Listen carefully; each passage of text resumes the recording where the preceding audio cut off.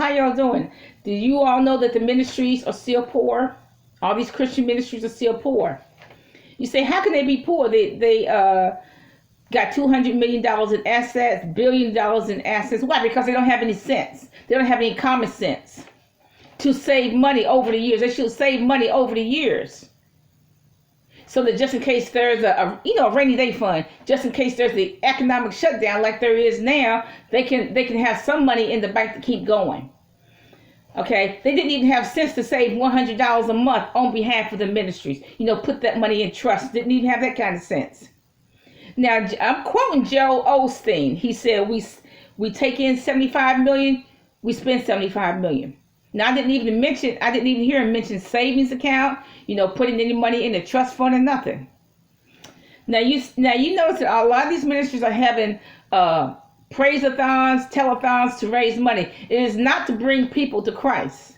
That is not why, to get people saved. The intent is to raise money. Even though most of them are so rich, they can just write a check for the amount of money that's needed. They can just write a check.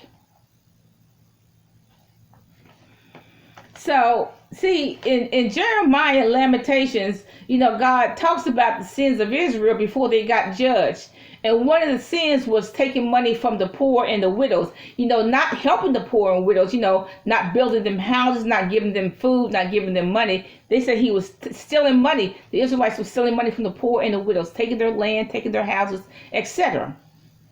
Now, that's what they're doing now. They taking money, they extracting money from the poor people, because rich people do not give the ministries. It's just a whole bunch of poor people giving $30, $50, whatever, a month. Okay, rich people do not give to ministries. Hollywood people do not give the ministries, ever. So they steal it, doing what the ancient Israelites did before they got destroyed, extracting money from poor people. Now, this church I used to go to, it was a gravy train. He had all these people on payroll, even though they only preached maybe once every 6 months.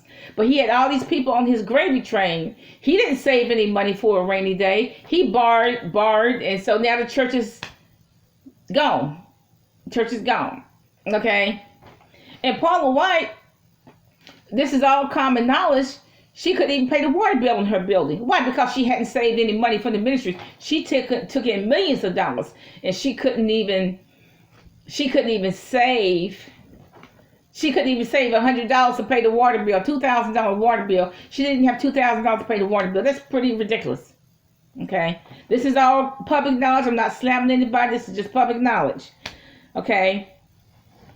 See, they still poor. That's why they have now these praise-a-thons, telethons, not to bring anybody to Christ, but to raise money, because they didn't have sense to be on a savings plan to say, okay, we're going to save at least $100 a month on behalf of the church and put that in trust.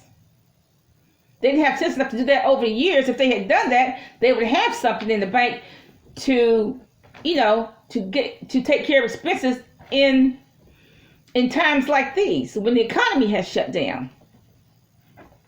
But see, they don't have any sense. That's why poor people are poor, because they don't have any sense. They just don't. And churches don't have any sense about money. And the Lord knows they don't have any sense. The Lord said the children of the world are wiser than children of the light.